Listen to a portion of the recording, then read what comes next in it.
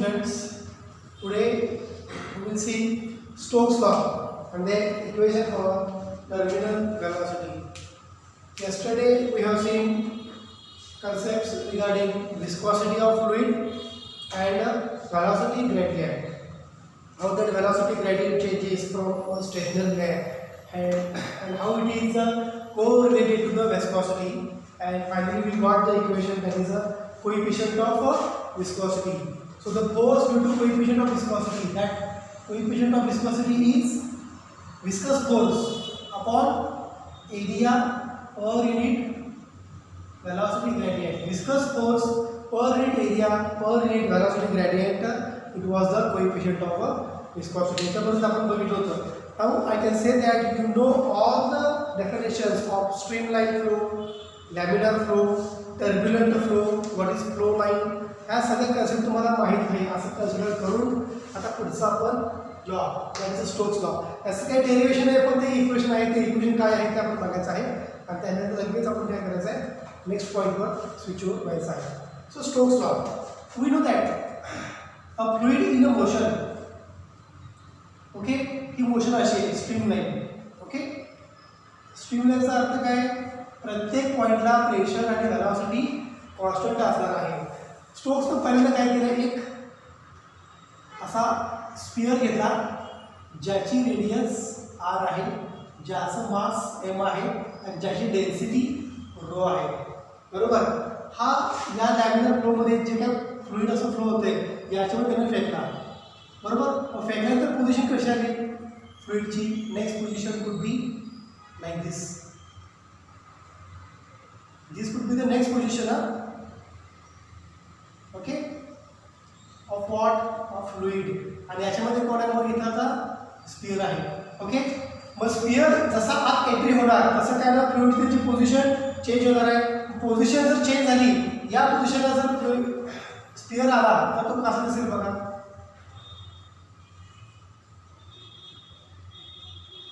This will be the direction of fluid flow and here will be the sphere.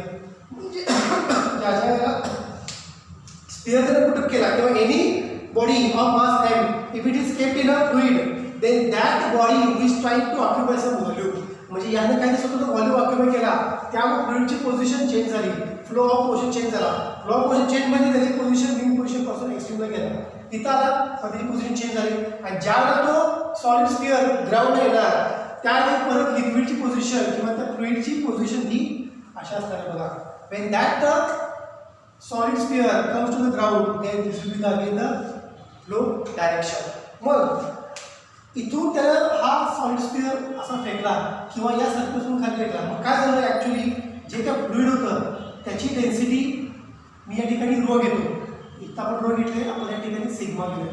So that we can see the concept for the density of the solid sphere and density of the fluid. मग हा असा फेकला किंवा खाली सोडला, या फ्लुइडमध्ये काय असणार आहे, विस्कस फोर्स. तुम्हाला माहिती आहे विस्कस फोर्स काय असतो, the force which is trying to keep the frictions between the two layer, that force is viscous force.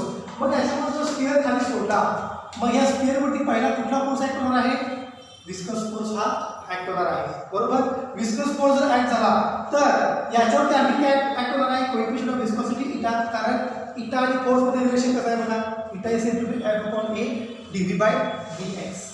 आता सगळ्यात महत्त्वाचा पॉईंट जो आपल्या बुकमध्ये नाही आहे, इथून जो स्फिअर खाली सोडला हा असा खाली फ्लुइडमध्ये येणार आहे. जेवढं याचं मास बघा, जेवढं याचं मास, त्याचं मास किती आहे इन टर्म्स ऑफ डेन्सिटी, याचं मास किती असणार आहे in terms of density 4/3 pi r cube into rho. बघा समजतं की मी या ठिकाणी काय लिहिलंय, मास म्हणजेच काय, व्हॉल्यूम इंटू डेन्सिटी. बॉडी कशी आहे, स्फेरिकल आहे, बॉडी स्फेरिकल आहे. बरोबर, त्याचा व्हॉल्यूम 4/3 पाय आर क्यूब आहे आणि त्याची डेन्सिटी आहे रो. ते जर याच्यामध्ये जर आत सोडलं, हा जर स्फिअर आत सोडला तर काय करणार आहे, sphere can take its own place. जेवढं त्याचं वेट असणार आहे तेवढी जागा त्याला मिळणार कोणाकडून, फ्लुइडकडून. बरोबर आहे, मग हा आत आल्यानंतर काय होणार, फ्लुइड विल बी स्पिल्टेड आउट. असं होतं फ्लुइड. ओके, स्फिअर आत टाकल्यानंतर फ्लुइड काय झालं, असं झालं ना, fluid changes its position like this. मग याच्यामध्ये काय कोण असणार आहे, it is said to be a solid sphere. मग जेवढं त्याचं मास जास्त असणार आहे तेवढं वॉटर काय होणार आहे, तेवढं फ्लुइड काय होणार आहे, it will be speed up. Speed म्हणजे बाहेर पसरणे. हे फ्लुइड इकडे बाहेर पसरलं. अगोदर कसं होतं, स्ट्रीम लाईन. याच्यामध्ये सॉलिड स्फिअर आल्यानंतर काय झालं, स्पीड आउट म्हणजे ते पसरलं दुसऱ्या बाजूला. म्हणजे या फ्लुइड कडून पण काय होणार आहे, या सॉलिड स्फिअरवरती काहीतरी फोर्स ऍक्ट होणार आहे. तो फोर्स काय आहे ते आपण बघायचं आहे. That force will see here. So did you understand this point? How much mass of the spherical this body? It is 4/3 pi r cubed to rho. हे एवढं याच्यामध्ये पुटअप केलं, जेवढं याचं मास तेवढं फ्लुइड करणार आहे, त्याच्या मेन पोझिशनपासून डिस्प्लेस होणार आहे. म्हणजे ही जशी स्ट्रीम लाईन फ्लो असेल इकडे बघायचा पाथ चेंज झाला. इथं बघा, इथं या ठिकाणी फ्लुइडचा काय झाला, पाथ चेंज झाला. म्हणजे जसं मास त्याचं वाढत जाईल किंवा जे मास त्याचं असणार आहे तेवढी जागा त्याला मिळणार फ्लुइड करणं, आणि फ्लुइड त्याच्या मेन पोझिशनपासून डिस्प्लेस जातं. ओके. बट व्हाईल कमिंग बघा आता, while coming down what happens, there is a force from the fluid which is acting vertically upwards on the sphere. Sphere जसा खाली येईल तसा फ्लुइड कडून त्या स्फिअर वरती वरच्या बाजूला फोर्स ऍक्ट होणार आहे. that force acting on the fluid that force is said to be a buoyant force. एक नवीन कन्सेप्ट आहे. buoyant force म्हणजे काय, it said to be upthrust. आपण हा शब्द लक्षात ठेवूया, it said to be upthrust. म्हणजेच काय, स्फिअर सोडला फ्लुइडमध्ये, फ्लुइड काय होणार आहे, तुम्हाला माहिती आहे ना, आपण पाण्यामध्ये दगड ठेवलं, पाणी काय होतंय, बाहेर पडतं. जेवढं मास त्या दगडाचं जास्त असेल तेवढंच पाणी काय करतं, बाहेर पडतं. बरोबर. ते पाणी बाहेर पडतं, त्या पाण्याकडून जेवढं त्या स्टोनवरती फोर्स अप्लाय होतो तो फोर्स काय असतो, it is a upthrust force. मग जर फ्लुइड असेल त्याच्यामध्ये तुम्ही जर एखादा स्फिअर सोडला, ज्या स्फिअरचं मास आहे 4/3 pi r cubed to rho, जेवढं याचं मास तेवढंच फ्लुइड काय होणार आहे, बाहेर डिस्प्लेस होणार आहे. मग ते डिस्प्लेस होताना त्या फ्लुइडकडून त्या स्फिअरवरती किती फोर्स अप्लाय होणार आहे, it is a upthrust force किंवा त्याला म्हणतात बायोट फोर्स. एक नवीन शब्द आहे तुम्हाला, बायोट फोर्स, और I can say it is to be a upthrust force. It is to be buoyant force. ठीक आहे. कन्सेप्ट समजले का बघा. मी परत तुम्हाला सांगतो, घरी आपण जर एक पाण्याचं म्हणजे एक जार घेतला, तुम्ही जारवरतीमध्ये एकदा मार्बल टाकला, मार्बलचं जेवढं मास जास्त असणार आहे तेवढं पाणी वरती उडणार आहे. पाणी वरती जे उडतं, डिस्प्लेस होतं, स्पीड जे होतं, स्पीड जेवढं होतं वॉटर, ते कशा डिपेंड आहे, ज्याच्यामध्ये जो मार्बल खाली पडला त्या मार्बलच्या मासवर डिपेंड आहे. जेवढं मास जास्त तेवढं वॉटर स्पिल आउट जास्त होणार आहे. म्हणजे त्या वॉटरकडून त्या मार्बलवरती जास्त फोर्स ॲक्ट होतो. तो जो फोर्स ॲक्ट होतो वॉटरचा त्या मार्बलवरती, तो फोर्स काय असतो, upthrust. Plus viscous force also acting on the solid sphere. मग या सगळ्याचं कोरिलेशन कसं दाखवायचं बघा. Already this body passing through the fluid, okay, passing through the fluid. So that viscous force जो काय ॲक्ट होणार आहे तो कशा डिपेंड आहे, viscous force proportional to coefficient of viscosity. जितकी विस्कोसिटी जास्त, ओके, इतका हा फोर्स जास्त ॲक्ट होणार आहे. कशावरती, त्या स्फेरिकल बॉडीवरती. जितकी व्हेलॉसिटी जास्त असणार आहे त्या बॉलची, तितका अपोजिंग फोर्स कुणाकडून, त्या विस्कस फ्लुइड करून त्याच्यावरती ॲक्ट होणार. बरोबर का. So F V proportional to velocity. जितकी व्हेलॉसिटी जास्त त्या स्फिअरची तेवढा विस्कस फोर्स ॲक्ट होणार जास्त. ओके. आणखी एक लिहितो, F V viscous force proportional to radius of the sphere. स्फिअरची रेडियस, जर रेडियस कमी असेल तर फोर्स कमी ॲक्ट होणार, रेडियस जर जास्त असेल तर विस्कस फोर्स सुद्धा जास्त ॲक्ट होणार आहे. कशावरती, त्या स्फेरिकल बॉडीवरती. मग इन कंबाईन या ठिकाणी काय होतं बघा. Therefore force, viscous force proportional to eta, okay, R V, eta r v, and for the spherical body this proportionality constant can be written as viscous force F is equal to 6 pi. Spherical body साठी 6 pi constant into eta into r v. So this is said to be a Stokes law. F is equal to 6 pi eta into r v. या सगळ्यात महत्त्वाची concept म्हणजे काय आहे, upthrust. जेवढं स्पीडनं तो ball किंवा ती जी स्पेरिकल बॉडी आहे ती खाली पडेल तेवढ्या स्पीडनं वॉटर काय होतं बाहेर स्पिल आउट होतं. मग ते बाहेर स्पिल आउट होताना काय होतं त्या वॉटरचं फोर्स अप्लाय होतो कुणावरती त्या स्पेरिकल बॉडीवरती. तो फोर्स म्हणजे काय असतो it is in a upward direction that force is called as a buoyant force और it is said to be a up thrust. मग स्पेरिकल बॉडी खाली येताना त्याच्यावरती कुठला फोर्स ॲक्ट होणार आहे पहिल्यांदा force due to gravity downward direction. दुसरा फोर्स कुठला असणार आहे अप थ्रस्ट और I can say buoyant force.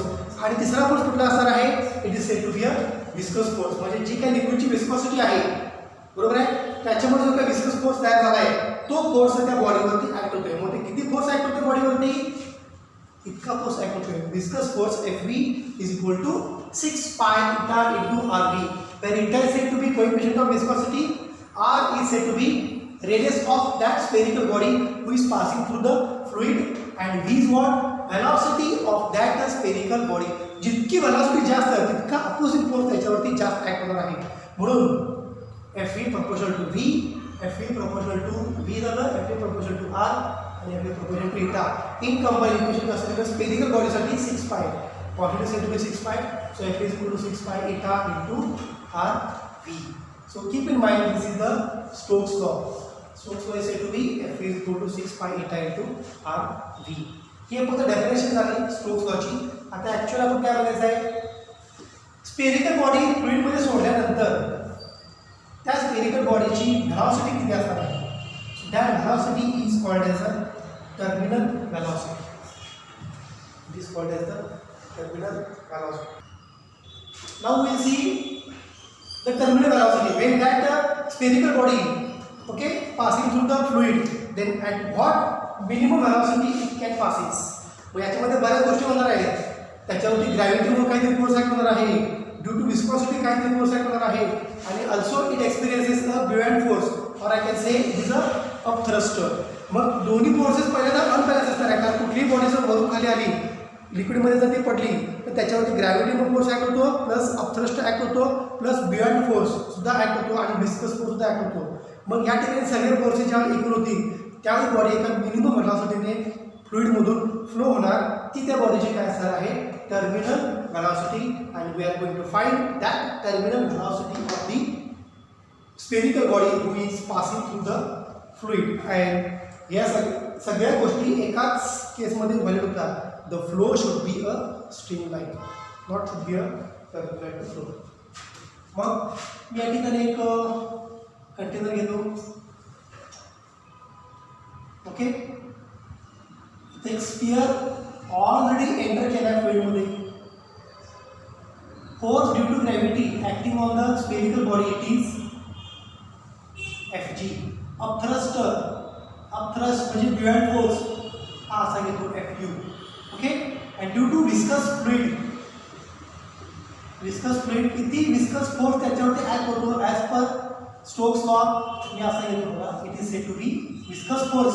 Actually तो इथून ॲक्ट होतो पण डायरेक्शन त्याची वरच्या डायरेक्शन म्हणून मी इथं घेतो असं it is said to be Fv. म्हणजे एक फोर्स कसा ॲक्ट होतो व्हर्टिकली डाऊनवर्ड. बाकीचे दोन फोर्सेस कसे ॲक्ट होतात व्हर्टिकली अपवर्ड. कुठले दोन फोर्सेस एक म्हणजे force due to viscosity of the liquid, second is said to be a up thrust which is called as a buoyant force. म्हणजे हे दोघं वरती आहेत हा खाली आहे. मग ही कशी नंतर इक्वल होणार ते आपण बघायचं आहे. So before that I write some given quantities. M is said to be mass of sphere. Rho is said to be density of sphere. Okay. R is said to be radius of sphere. ठीक आहे. मग याच्यावरनं या spherical बॉडीचं मास किती आहे जे आत फ्लुइडमध्ये पडलेलं आहे. Mass is said to be volume into density. Volume कसा असणार आहे स्पेरिकल बॉडीचा 4/3 pi r³ into density rho. Sigma is equal to density of fluid. Sigma बघा ही फ्लुइडची डेन्सिटी आहे आणि रो काय बघा ही त्या स्फिअरची डेन्सिटी आहे. आता हे एका स्टेप बाय स्टेप बुकमध्ये फक्त एका डायग्राम दिला पण आपण नंबर ऑफ इक्वेशन्स याच्यामध्ये काढणार आहे. स्पेरिकल बॉडी पहिल्यांदा इकडून सोडली. First it will reach to the surface. then enters into the fluid, coming faster, and after certain interval of time, it is moving slow inside the particular fluid. Then why it is moving slow later, and why it is moving faster in earlier case, that we are going to see. See, this is the first case where the solid sphere which is just entering on the surface. Here the maximum force acting on the solid, it is force due to gravity, Fg. In the second figure I can draw when it enters into the fluid, when it just enters into the fluid. Again the net force, it is due to gravity, enters into the fluid, viscous force acting in the upward direction, viscous force acting in the upward direction. But when this spherical body enters into the fluid is said to be spilled out. मग ते spill out होताना त्याच्यामुळे त्या फ्लुइडवरती किती force act झाला आहे, तो force कुठला, buoyant force, it is said to be a upthrust. म्हणजे मी असं म्हणतो बघा Fu. ठीक आहे. केसेस बघा, this is case first, case second. In the third figure आता हा v इतक्या वेलोसिटी खाली यायला लागलाय, याची वेलोसिटी खूप जास्त आहे, कारण याला अपोज करणार कोणच नाहीये. पण ज्या फ्लुइड मध्ये येणार तेव्हा त्याचा अपोजिशन वाढणार. मग इथं सुरुवातीला एंटर होताना आणि जस्ट एंटर झाल्यानंतर वेलोसिटी जास्त असणार आहे, म्हणजे त्याच्यावरती विस्कस फोर्स सुद्धा जास्त ऍक्ट होणार आहे. कारण मगाशी आपण बघितलं viscous force is directly proportional to velocity of the spherical body. जितक्या जास्त स्पीडने तो खाली येणार तितका जास्त त्याच्यावरती व्हर्टिकल फोर्स ऍक्ट होणार from the fluid to the spherical body. So this is said to be third case when the spherical body reaches to this tip. Still here net force it is Fg and upward force it is said to be Fv and Fu. आपण तर figures काढतो, मी फक्त लक्षात ठेवा. Diagram एक्झामला फक्त कुठली काढायची आहे, पहिली डायग्राम काढायची आहे. This will be the next step where spherical body reaches here.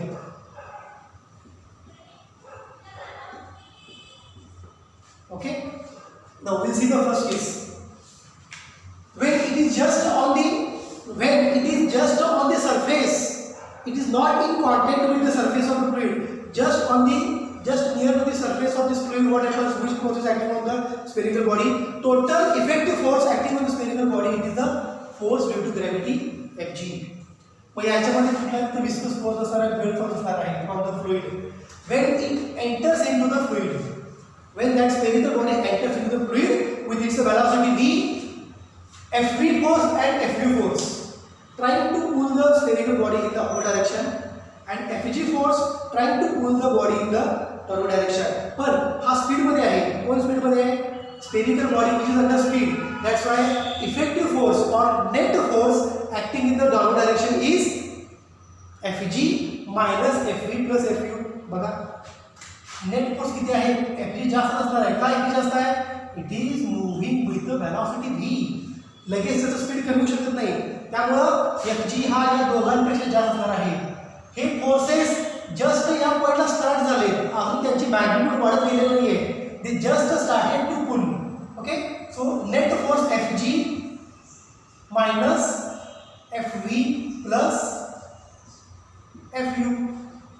Fg minus Fv plus Fu, that is said to be net force. That is said to be a net force. Okay. आता steel enter झाला म्हणजे आता याची velocity वाढत जाईल, कमी कमी होत जाईल. या स्फेरिकल बॉडीची वेलोसिटी कमी कमी होत जाणार.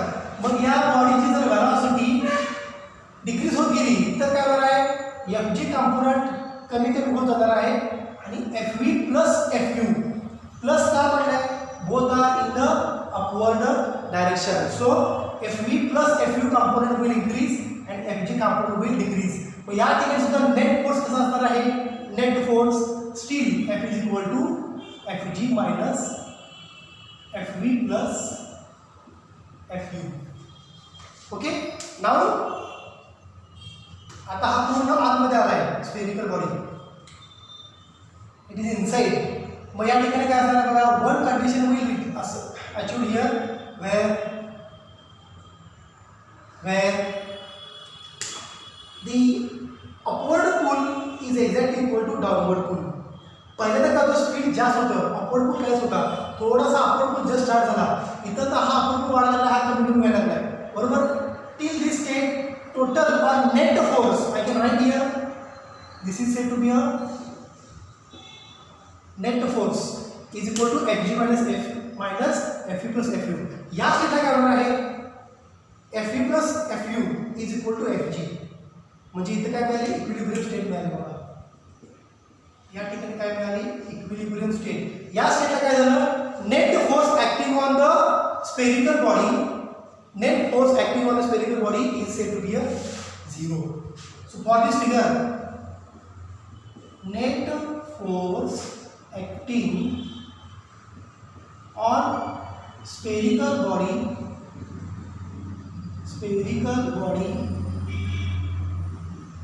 is a 0. म्हणजे नेट फोर्स म्हणजे काय हे झालं F0 झाला. therefore 0 is equal to Fg minus Fv plus Fu. मी मगाशी काय म्हटलं बघा इक्विलिब्रियम काय झालं जेवढा अपवर्ड फोर्स तेवढाच डाऊनवर्ड फोर्स म्हणजे दोघांची व्हॅल्यू सेमच असणार आहे. सेम असणार आहे म्हणजेच काय दॅट इज बघा या इक्वेशन वरून जेवढा डाऊनवर्ड फोर्स तेवढाच अपवर्ड फोर्स. समजतंय का बघा how we got this equation. Book मध्ये डायरेक्ट ही कंडिशन दिली आहे. Okay we have described all this figures and now we are reach to do this equation. Is it clear. So at this equilibrium position what happen upward pull is equal to downward pull both are having the same value. मग याचा अर्थ असा आहे का की या ठिकाणी तो स्पियर थांबणारच आहे. स्पीड न येत होता it is coming with some speed after one value upward pull is equal to downward pull equilibrium attains means downward force is equal to upward force means Fg is equal to Fe plus Fu. After this value what happen after this value equilibrium again ball is moving slowly on its own. हा काय वर जाणार नाही खाली नाही. it will still come in the downward direction on its own. so that velocity is said to be a terminal velocity Vt. that velocity is said to be a terminal velocity Vt. so what is meant by terminal velocity? after equilibrium the spherical body which is moving with some velocity. after equilibrium में काय आहे Fg is equal to downward pull is equal to upward pull. त्याच्यानंतर काय झालं the body is slowly moving in the downward direction. That speed और that velocity of that spherical body it is called as a terminal velocity. This terminal velocity we are going to find. मग याची किती speed न तो खाली येणार आहे slowly ते स्पीड तुम्हाला कॅल्क्युलेट करायचं आहे. Now we start this equation.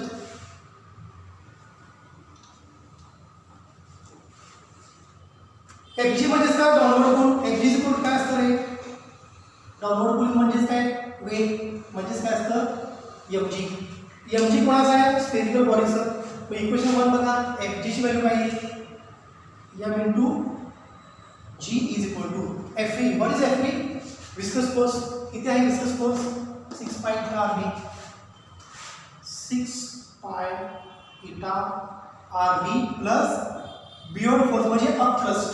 किती वॉटर डिस्प्लेस झालं किती वॉटरचं मास ही स्फेरिकल बॉडी आत आल्यानंतर त्या वॉटरचं मास त्या फ्लुइडचं मास किती डिस्प्लेस झालं ते तुम्हाला काढायचं आहे. That is upthrust. What is mass of the spherical body. मगाशी मी सांगितलं होतं बघा mass of spherical body m is equal to 4/3 pi r³ into rho. This is the mass of the spherical body. 4/3 pi r³ into row.